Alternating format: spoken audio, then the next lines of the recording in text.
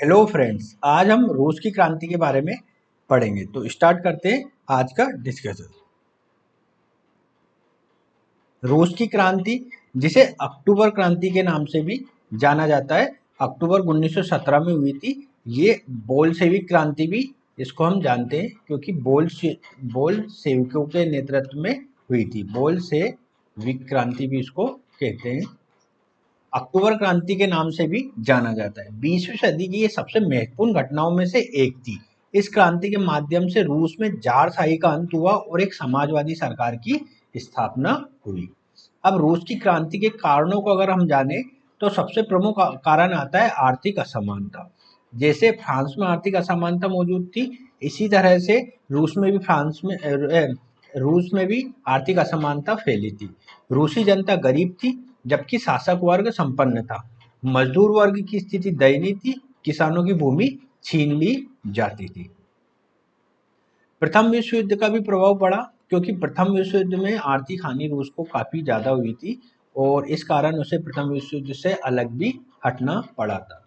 युद्ध के दौरान रूसी सेना को भारी नुकसान उठाना पड़ा, जिससे लोगों को असंतोष और बढ़ गया। जारशाही की नाकामी, जो जार निकोलस द्वितीय था, वो कुशल नेतृत्वकर्ता नहीं था। उसकी नीतियां और उनके कमजोर नेतृत्व ने रूस को राजनीतिक और आर्थिक संकट में डाला। राजनीतिक संकट और आर्थिक संकट ये सब प्रथम विश्व युद्ध के अंतर्गत चल रहे थे। बोल्शेविक विचारधारा लोकप्रिय हो रही थी क्रांति के। लेनिन और उसकी बोल्शेविक पार्टी ने समाजवाद और श्रमिकों की सत्ता की वकालत की, जिससे उन्हें जनता का समर्थन मिला, है ना। ये बोल्शेविक विचारधारा काफी फेमस हो गई थी। ये कहते थे समाजवाद पर, है ना, समाजवाद शासन सत्ता में सामाजिक लोगों का वर्चस्व होना चाहिए। अब अगर हम क्रांति के चरणों को देखो तो क्रांति दो चरणों में संपन्न होती है। एक होती है फरवरी 1917 की क्रांति और एक होती है अक्टूबर 1917 की क्रांति। जो फरवरी 1917 की क्रांति होती है, ये मेन सेविक, है ना, मेल सेविक क्रांति कहलाती है ना। और आगे वाली जो क्रांति है अक्टूबर, ये बोल सेविक क्रांति का नाम से जानी जाती है। लेकिन एक बात मैं ये बता दूं कि 1905 में एक घटना घटती है संडे के दिन, है ना, जिसमें क्या होता है, ड्यूमा का गठन किया जाता है ना। ड्यूमा मतलब एक संसद का गठन कर दिया जाता है, लेकिन ये संसद जो राजा था वहां का, उसकी इच्छा के अनुसार चलती थी। मतलब एक संसद बना दी गई थी, लेकिन फिर अभी भी राजा यहाँ पे वर्चस्वशाली था। संडे की घटना क्या थी कि लोग बाग ड्यूमा की मांग करते, इसी क्रम में ये राजा नरसंहार कर देता है। जो लोग मांग कर रहे थे, बहुत सारे लोग मारे जाते। इसे खूनी रविवार के नाम से भी जाना जाता है। इस रविवार को खूनी रविवार के नाम से भी जाना जा सकता है। इसका महत्व क्या है कि इसे हम सवेरा पूर्व क्रांति कहते हैं, है ना। इस घटना को सवेरा पूर्व क्रांति के नाम से जाना जाता है। सवेरा पूर्व क्रांति के नाम से कैसे जाना जाता है कि इसमें ड्यूमा का गठन हो जाता है। जो संसद है उसका गठन हो जाता है ड्यूमा का, है ना। प्रतिनिधि लोग बैठने लगते हैं। तो ये ऐसा माना जाता है कि सवेरा पूर्व क्रांति के बिना रूस की क्रांति संभव नहीं थी। अर्थात मतलब ये डूमा का गठन नहीं होता तो ये अक्टूबर और फरवरी की क्रांतियां नहीं होती, ऐसा इसमें कहा जाता है। ठीक है, अब हम देखेंगे फरवरी की क्रांति 1917। इस चरण में रूसी साम्राज्य के अंतिम जार निकोलस सेकंड का पतन होता है ना। जार निकोलस सेकंड का पतन हो जाता है। फरवरी 1917 में रूस में बड़े पैमाने पर असंतोष, गरीबी और प्रथम विश्व युद्ध की तबाही के कारण लोग जार की नीतियों से बेहद नाराज हो गए थे। इसके परिणाम स्वरूप मजदूर, किसान और सैनिक सड़कों पर उतर आए। प्रदर्शनकारियों ने पेट्रोगार्ड, है ना, जिसे आप सेंट पीटर्सबर्ग कहते हैं, में विद्रोह कर दिया। जो मैं बता रहा था कि जो पेट्रोगार्ड की सड़कों पर जो जार निकोलस सेकंड ने बहुत सारे लोगों को मरवा दिया था 1905 में संडे के दिन, इसीलिए इसको खूनी रविवार भी कहा जाता था, है ना। पेट्रोगार्ड सेंट पीटर्सबर्ग का पुराना नाम है। जार निकोलस सेकंड को अंततः त्यागपत्र देना पड़ा और रूस में अस्थायी सरकार की स्थापना की गई। रूस में अस्थायी सरकार की जो सरकार बनी थी वो किसके नेतृत्व में बनी थी? वो बनी थी केरेनसकी के नेतृत्व में। केरेनसकी के नेतृत्व में ये सरकार बनी थी, लेकिन ये सरकार पूर्णतः समाजवाद को लागू नहीं कर सकी, जो लोगों का शासन स्थापित नहीं कर सकी और वास्तविक शासन ही स्थापित नहीं कर पाई। क्रांति का ये चरण तो माना जाएगा, क्यों माना जाएगा? क्योंकि इसमें जार निकोलस सेकंड ने मतलब उसको पदस्थापित कर दिया गया या उसको हटा दिया गया और एक लोगों की शासन के रूप में केरेनसकी नियुक्त हुआ। परंतु ये भी ज़्यादा समाजवादी तत्वों को नहीं ला सका, तो आगे चल के लेनिन के नेतृत्व में बोल्शेविक क्रांति होगी, जो अक्टूबर 1917 में होगी और केरेनसकी की सरकार समाप्त कर दी जाएगी।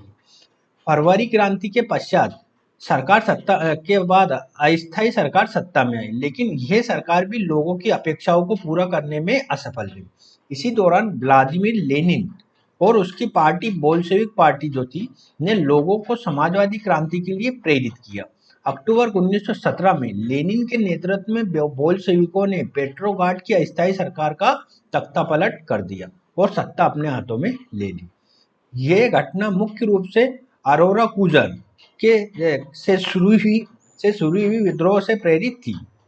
इस क्रांति ने रूस में समाजवादी शासन की नींव रखी और बोल्शेविकों ने जल्द ही पूरे देश पर नियंत्रण कर लिया, है ना। तो ये कह सकते हैं कि लेनिन एक बोल्शेविक था और लेनिन के नेतृत्व में रूस की क्रांति संपन्न हुई। वास्तविक शासन लेनिन ने स्थापित किया क्रांति के बाद। अब हम अगर देखें तो क्रांति के परिणामों को हम सबसे पहले देखेंगे, मतलब जो क्रांति होने के बाद क्रांति के परिणामों को देखा जाएगा। तो सबसे प्रमुख ये था कि वहाँ पे जारशाही का अंत हो जाता है। सदियों से रूस में शासन की चल रही जारशाही समाप्त हो जाती है। एक 1905 में रूस जापान युद्ध भी होता है, अगर आपको पता हो। इसमें रूस की पराजय हो जाती है और जापान इसमें जीत जाता है। तो ये भी एक जारशाही के अंत में काफी महत्वपूर्ण भूमिका निभाता है, क्योंकि यहाँ पे जारशाही का जो कमजोर शासन है वो उजागर हो जाता है। जारशाही का कमजोर शासन उजागर हो जाता है। सोवियत संघ की स्थापना होती है। अक्टूबर क्रांति के बाद 1922 में सोवियत संघ की स्थापना हुई, जो बाद में दुनिया का एक प्रमुख शक्तिशाली राष्ट्र बना, है ना। दो राष्ट्र अगर दो ध्रुव बन के उभरे इस क्रांति के बाद या 1920 के बाद अगर देखें तो एक तो यूएसए बना था और एक यूएसएसआर, है ना, जो सोवियत संघ था। ये समाजवाद का संरक्षक था जो यूएसएसआर था, और यूएसए जो था ये पूंजीवाद का समर्थक था, है ना। तो दोनों में एक वैचारिक द्वंद्व चलता रहेगा, है ना। पूंजीवाद का विरोध के लिए किया था। क्रांति का क्या परिणाम हुआ? पूंजीवाद का विरोध। इस क्रांति ने पूंजीवादी व्यवस्था के खिलाफ वैश्विक स्तर पर महत्वपूर्ण संदेश दिया, समाजवाद को बढ़ावा दिया, जो मैं कह रहा था अभी। शीत युद्ध प्रारंभ हुआ। बाद में सोवियत संघ और पश्चिमी देशों के बीच शीत युद्ध की स्थिति पैदा हुई, जिसने वैश्विक राजनीति पर गहरा प्रभाव पड़ा। मैं शीत युद्ध पढ़ाऊंगा, उसमें डिटेल से बताऊंगा शीत युद्ध क्या है और अमेरिका और रूस पर कैसे ये दोनों के रिश्तों को इसने कैसे प्रभावित किया, पूरे विश्व को दो ध्रुवों में कैसे बदल दिया, है ना। एक तरफ समाजवाद, एक तरफ पूंजीवाद। अब हम जानेंगे, ये तो इसके क्रांति के परिणाम थे। अब हम देखेंगे जो क्रांति में दो लोगों की क्रांति में लेनिन की सबसे ज्यादा महत्वपूर्ण भूमिका रही, और उसके बाद सोवियत संघ को आगे बढ़ाने में स्टालिन की क्या भूमिका रही, उसके बारे में हम जानेंगे। तो सबसे पहले देखेंगे व्लादिमीर लेनिन के बारे में। ये 1870 से 1924 तक थे। इन्हें लेनिन के नाम से जाना जाता था। रूसी क्रांति के प्रमुख नेता थे और समाजवादी विचारक थे। उनका योगदान समाजवाद और बोल्शेविक पार्टी के विकास में महत्वपूर्ण था। अगर वैचारिक योगदान देखें, लेनिन ने मार्क्सवाद को रूसी परिस्थितियों में लागू किया और एक समाजवादी राज्य की स्थापना के लिए मार्गदर्शन दिया। उन्होंने मार्क्सवादी विचारधारा को आधार बनाकर ये तर्क दिया कि रूस जैसे औद्योगिक रूप से पिछड़े देश में भी क्रांति संभव है। जो लेनिन था, इन्होंने बोल्शेविक क्रांति का नेतृत्व किया था, है ना, जो मैंने अभी बताया था। और एक अस्थायी सरकार जो केरेनसकी के नेतृत्व में थी, उसे हटाकर बोल्शेविक के नेतृत्व में एक समाजवादी शासन की स्थापना की थी। इन्होंने एक नई आर्थिक नीति घोषित की थी, नेप। लेनिन ने 1921 में नई आर्थिक नीति लागू की, जिसके तहत कृषि और छोटे उद्योगों में सीमित पूंजीवादी नीतियों को अनुमति दी गई, ताकि अर्थव्यवस्था को स्थिर किया जा सके। इस नीति के तहत निजी व्यापार और उत्पादन को आंशिक रूप से प्रोत्साहित किया गया, है ना। मतलब क्या किया, लेनिन ने पूंजीवादी तत्वों को अपनाया, है ना, पूंजीवादी तत्वों को अपनाया, लेकिन यहाँ पूंजीवादी तत्वों को अपनाने का उद्देश्य देश की प्रगति को सुनिश्चित करना था, ना कि पूंजीवाद के प्रति समर्पण, है ना। कभी कभी ये कहते हैं कि लेनिन ने अपनी नई आर्थिक नीति के तहत बोल्शेविकों का पूंजीवाद के प्रति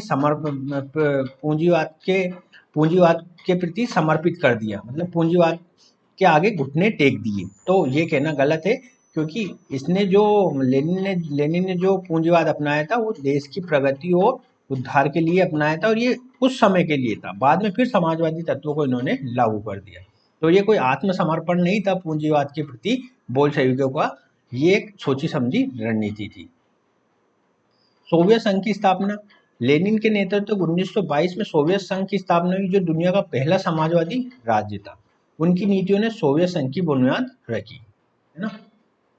लेनिन की मृत्यु 1924 में हो जाती है। उनकी विचारधारा और उनके द्वारा स्थापित संस्थान सोवियत राजनीति पर दशकों तक प्रभावशाली है। वर्तमान में भी वहाँ पे इस तरह की विचारधारा है, लेनिन की जो विचारधारा है वहाँ पे अभी भी चलती है।